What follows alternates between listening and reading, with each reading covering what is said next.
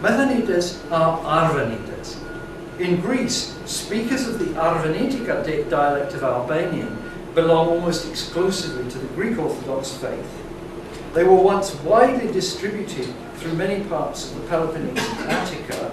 Attica, for those of you who don't know, is the area around Athens. And in fact, Athens, when Greece was first a new nation, was an Arvanitic-speaking town.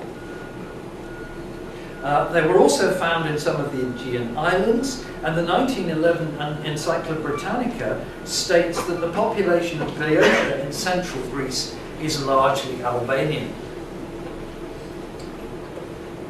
I apologise to Omar, I should have put C cedilla rather than CH.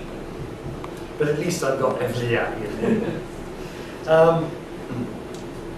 Albanians in Greece are first recorded in the medieval period, when they were brought in by Byzantine rulers as mercenaries and farmers, whom the Byzantines believed were better fighters and better farmers than the local Greek population. But I don't say that too loud, because it might be rather unpopular. But further waves of Albanians were brought in later by the Venetians and by the Ottomans. During the War of Independence, Albanians made major contributions to the Greek cause, particularly the fleets of the islands of Idra, Spetses, Oros, and Psara.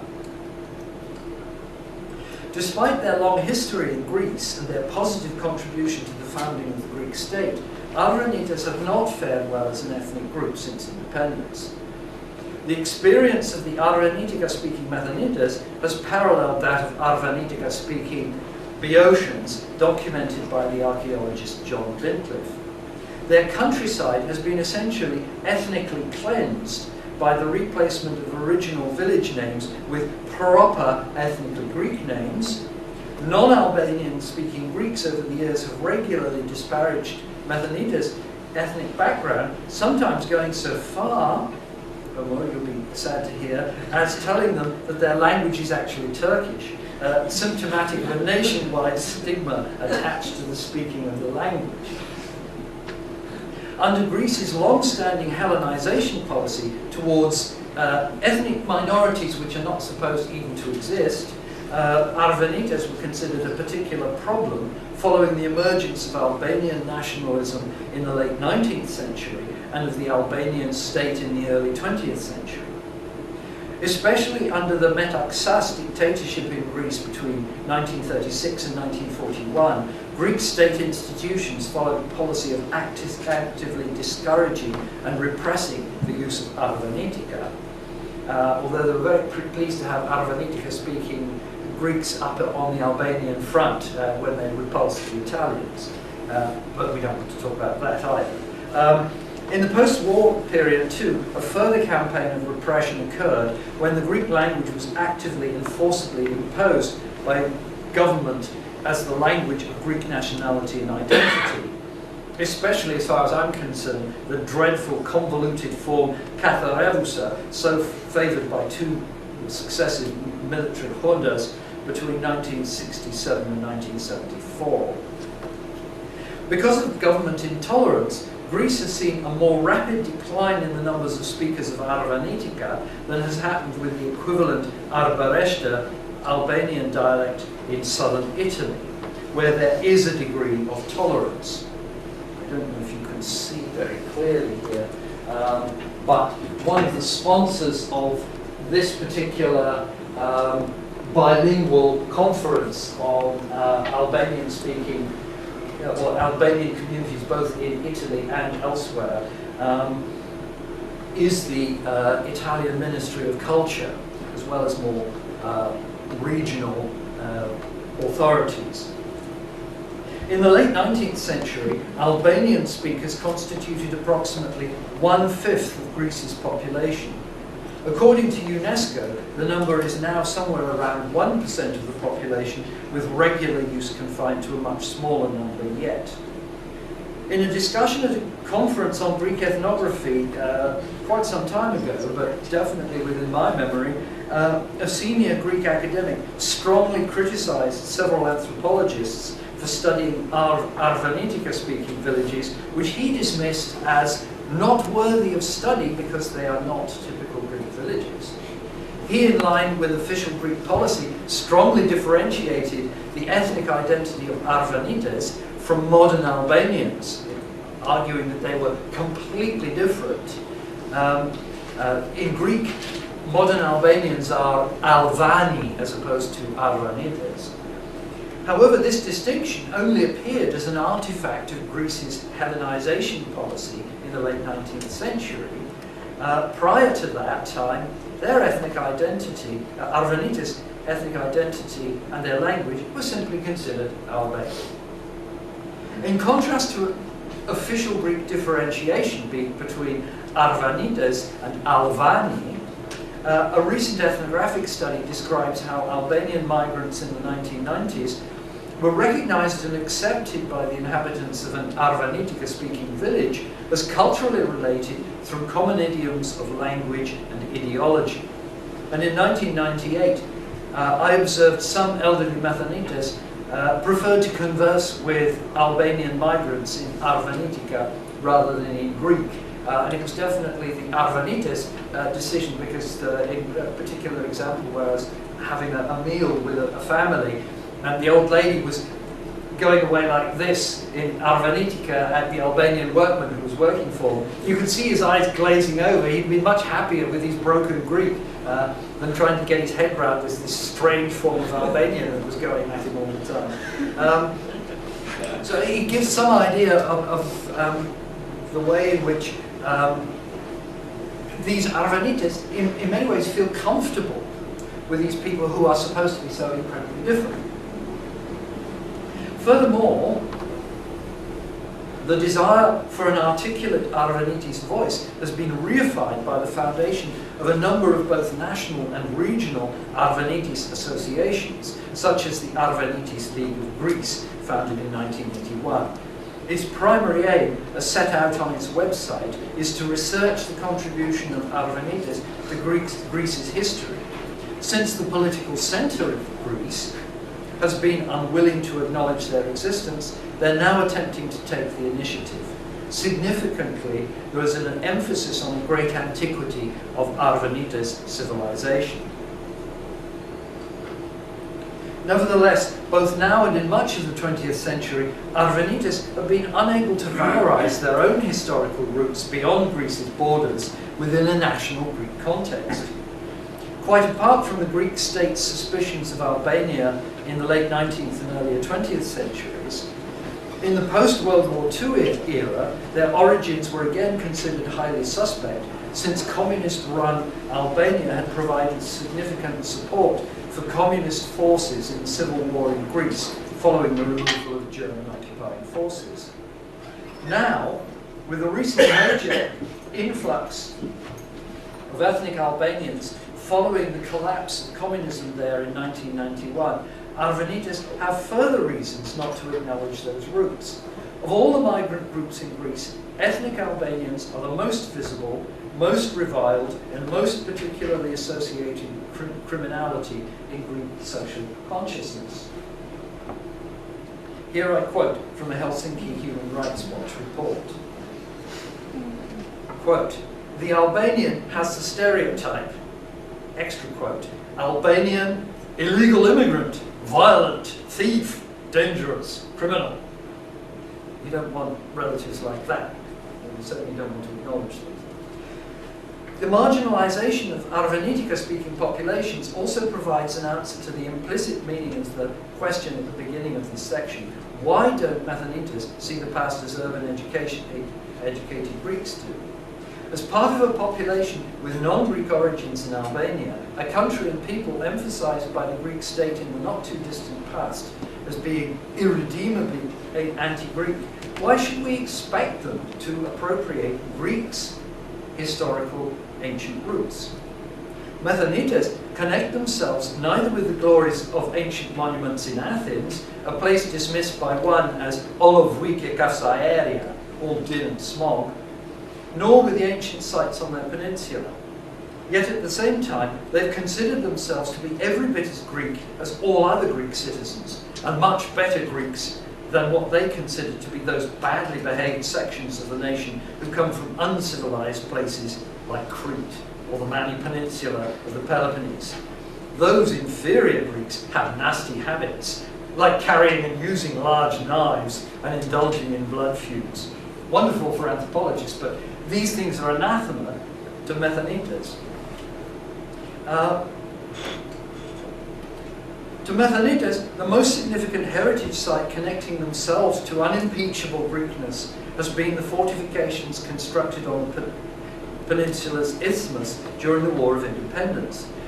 It's this site that I wish to consider now. The French Philhellene Charles Favier, who commanded a military unit of international volunteers during the Greek Revolution, constructed a military base on the isthmus of Methana in 1826. His force had recently received a particularly severe mauling in a military expedition against Ottoman forces, and he considered Methana to be an ideal defensive location in which to train them better. Few of the military buildings are easily visible at this point, but one element of the fortification remains readily visible and identifiable, this one here. It's evident that this structure is the focus of considerable nationalistic pride. I think you can see this here. As an archaeologist, I consider the act of painting anything on an ancient monument to be close to vandalism.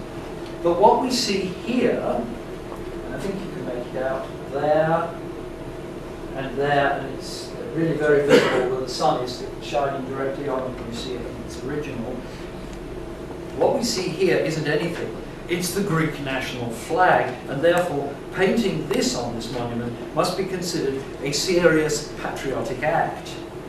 The large upper one was placed there quite some time ago. This design of the national flag was superseded in 1978. Furthermore, somebody else has added a second version nearby and below, that one down there, using the current design. Now this situation is beginning to look as though the fort is becoming a special kind of graffiti magnet, in the same way that a small deposit of trash becomes a trash magnet as other trash rapidly comes along to keep it company. And yes, someone else has added another painting. Just see that. Another painting of the national flag here, using yet another design. Now, it might be argued that I'm making too much of these links with the revolution. After all, this is only one site. However, the fact that there is only one site of the peninsula which definitively relates to the War of Independence is significant. Some 40 years ago, during the military dictatorship which gave Arvanites a particularly hard time, Methanites felt it necessary to increase their links to this nationally formative period by actually constructing a second Revolutionary War monument. This one was done in 1969, I think. There's a date somewhere at the bottom there. 1968. This memorial has been set up using beside the church of Agios Georgios, which we will already see. It's the focal point where Methanites from all over the peninsula and expatriates from other parts of Greece, especially Athens and Piraeus, gather in large numbers every year for the celebration of St. George's Day. What we see here is a large vehicle ferry which can take several trucks, which has been hired specifically, it's been chartered specifically to take hordes of Athenians, especially for this big Saints' Day festival, as they all reconnect with their Methana roots, and give some idea of just how important this church is to Methanites, and therefore the importance of that monument. This is the place which represents pan-Methana identification most intensely.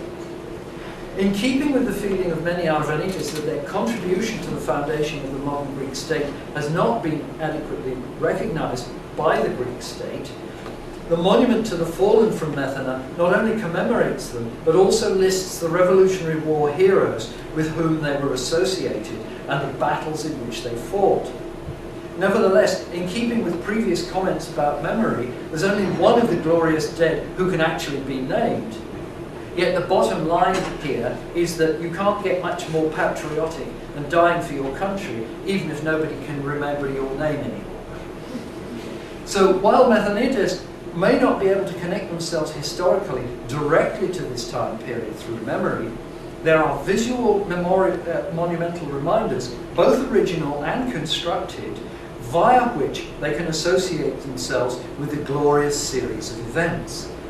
Local patriotic pride, therefore, is clearly focused on this part of Methanites' historical heritage, and it is via these material links that they connect themselves to history and to the Greek nation. In this way, too, they demonstrate their position as true patriots in the face of constant undermining of that status by others closer to ethnic, class, and political power centres. Now, this isn't quite the last word. I'd like to end on a speculative note. This is where we get back to imagination, which is something that Prof was talking about yesterday. I want to pick up on a thread which emphasises Methanites' stance that they are thoroughly Greek, yet simultaneously see themselves and their identity in contestation with those in the centres of power. It's hard to disentangle the extent to which this bipolarity reflects their identity as an unacknowledged ethnic subgroup, and how much it reflects what Russell Bernard noted many years ago, which is utterly typical of what Omar said of the movie. There's a quote here from Russell Bernard. To rural Greeks, one overwhelming social fact is the specialness of the topos, the place where they live. Be that as it may, I return to the third flag that I illustrated. A very small flag, semi-hidden in the embrasure of a gunsmith. It may have a symbolism and significance quite out of proportion to its size and position. The design itself is not currently used by the Greek state. It was one of several employed simultaneously during the Greek Revolution. This particular one was especially nuances of contestation in the use of this flag design, which may link to its semi-hidden position, suggesting something that's done privately, not sanctioned by officialdom, and as a way of passively contesting Methanites' position in the modern Greek state. Rather bizarrely, Methana and the immediately adjoining parts of the Peloponnese belong, administratively speaking, to Athens and Attica. They are thus administratively isolated from the whole of the rest of the Peloponnese, to which they belong by all logic, not to mention geography. Indeed, the whole of the adjacent region of the Peloponnese outside this little enclave of Attica is dominated by traditional Albanian speakers. Some Methanites have expressed their dissatisfaction with this arrangement, since it means that local government policy is dominated by the needs of the capital city, and peripheral areas like Methana are highly marginalised. Secondly, Kolokotronis was a soldier, not a politician. He kept on having a series of run-ins with a politician, although he's now considered one of the most influential individuals of the Revolutionary War. And at various points he ended up in jail because the politicians were sort of rigging things against him. Again, this may be symbolic of Methanites' marginalised position, in which those in the capital and seat of government can both dominate and yet ignore the needs of a small Peloponnesian area. Furthermore, there's a widespread belief in Greece that Kolokotronis had Arvanites origins, his so-called surname actually being simply a translation into Greek, the rather unflattering nickname formed from two Albanian words. In other words, superficially, the painting of this little graffito can be read as a straightforward patriotic statement, At another level, however, it can be read as a way of using an important local monument as a focus for a minor act of defiance against domination by those at the centres of power in Athens. A statement of Methanites' separate identity and also a reaffirmation of their essential contribution, along with other Arvanites, to Greek history and society. Thank you very much.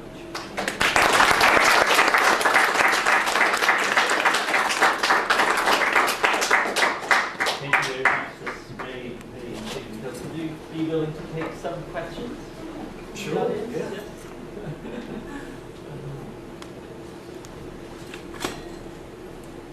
Can we start at the back and work forward? Hamish, I just was caught by that last comment about colocotronics. I've never heard that it was formed of, it was two Albanian words. What are they?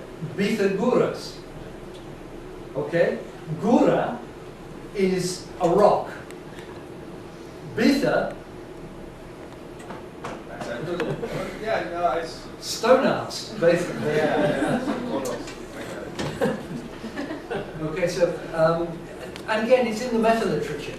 It's in all this Greek meta-literature about Kolokotronis, and there are various other people who are incensed at the idea that Kolokotronis could possibly have been an Arvanites. He's much too important a hero of the Greek nation to have been a mere Arvanites. So you've got this contestation within Greek society, and it shows up again the marginalized position of Arvanites in the thinking of some non-Arvanites Greeks. Yes, you had a... Yes, and very interesting, and I really enjoyed the argument about why the Methanites don't seem to care about the ancient Greek past. Now, my question is to actually make you be speculative again, and it's to ask, will they in the future, given one generation in their Hellenization, the advance of Greek, will they, in say 1 generation's time, start to care? Talks. They've all gone to Athens or Piraeus. As many of them as possible will go to university. They will become part of the middle class, and yes, probably their children, if they still know some Arvanitica, it's likely what they learned from Granny, and they won't pass it on to their children, and in due course, that I think will be forgotten. Yes, so just like there's only sort of 1%, 1% of the present Greek nation. I think the other side of this, let me not get sidetracked on that. That 1% is likely to get smaller, and so those who know sort of say, oh yes, well I think I had a grandmother. I'm quarter Arvanites, but it doesn't really count. I'm Greek, so we go back to classical Greece. But the other side of this is that in some of these Arvanitica-speaking villages, they're actually welcoming modern Albanians in as a way of stabilizing the population, because they see all of these people leaving. And so we've got this other side where Albani, modern Albanians, are starting to become Arvanites. And the speculation here is, what's going to happen in another couple of decades? Are these people going to pick up on the local history and start saying, oh, we've always been here. We're not from Albania, we're Arvanites.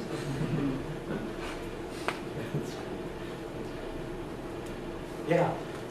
I was wondering about this, within the domestic unit. You made the point of sort of kin memory being relatively short, Yeah. and memory about ownership of houses and who built them being relatively short. Are there, though, objects within houses that are passed down for longer periods of time, sort of special objects of some sort that come from more distant than one's grandparents and that are remembered, they're seen in that way at all? It's a very interesting, how do I answer this? I haven't seen anything. One of the difficulties is, how do you date, as an outside anthropologist trying to become part of inside, how do you date some of these things when you don't really know much about background material culture? I think there's an element of my grandfather's axe, if you know that. idea. This is my grandfather's axe. It's had 6 new handles and 3 new heads, but it's still my grandfather's axe.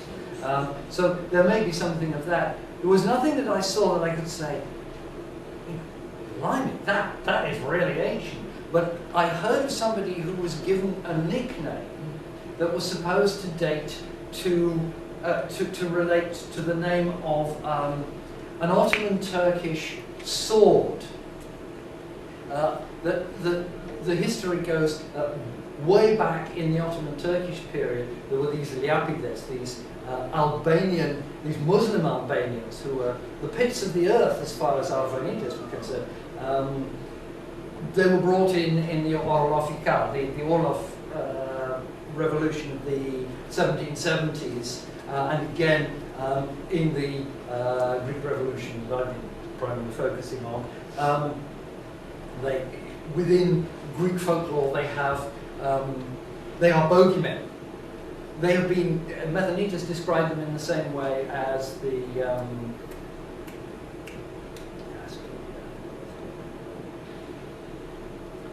Kalikanzari, these bogeymen that come out in over the 12 days of Christmas, who are half goat and half human, who are features of chaos, producers of chaos. The story has been set in that period. I never saw the sword, so I don't even know if it exists. So at one level, the material culture does go way back, but it may only go back in story. Do you see what I mean? So it's a very challenging question. It's a very interesting question to ask, but I'm not sure I've got a very coherent answer for it. Sorry, that's the best I could do on that one. Yes. To put a parallel between Methana and another very local culture, the island of Poros, just a couple miles off the coast of Methana. Yes. There's definitely been a trend of more and more boats coming from Athens, more and more access of tourists. And a very marked divide that I saw on the island was the fact that on the very top there was the sanctuary of Parthenon. Yeah. And all of the older generation just referred to it as, Onaos, the temple, yes, somewhere up there. And all of the younger generation acted as if such a place was part of local memory, everybody knew about it, and it was part of local tradition that they would respect it, as they know that there was a lot of tourist money that could come in. Yeah. Do you think that the social memory of a site like Palio Castro, which is, I guess, literally the old castle, could be imbued as if it was passed down from older generations once that, Methana becomes more of a tourist destination? Do you think that they can shape their own memory of the top? past? Because the Methana, the Demos Methana, the civic website. Right. I've lost the right words, but you've got the main Methana website, official website. The things that it focuses on are the ancient city, and the cave, and the syndicate, okay? So that's where I got those from. And I'm sure other people living on Methana will pick up on this and start saying, okay, this is something important, because those in the know say it's important.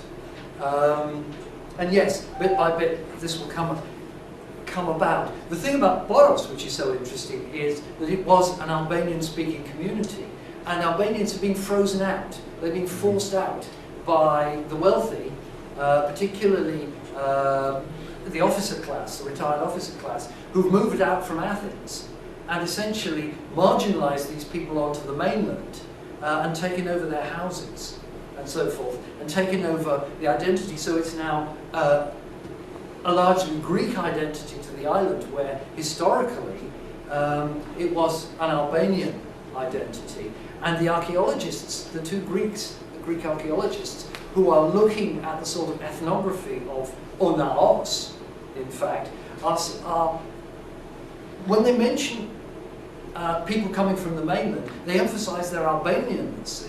These are others who used to be here. And they are sort of siding cognitively with the present-day population of Boros as these are us, and assuming that Boros has always been like that. And I've actually sort of, in email correspondence with them, I said, look, they were all Albanians here. Don't highlight the fact that these people who've come in are outsiders as Albanians. The whole local area was Albanian speaking. Historically, you as Greek speakers are the outsiders. I don't know whether they like it or not, particularly coming from a non-Greek, but tough.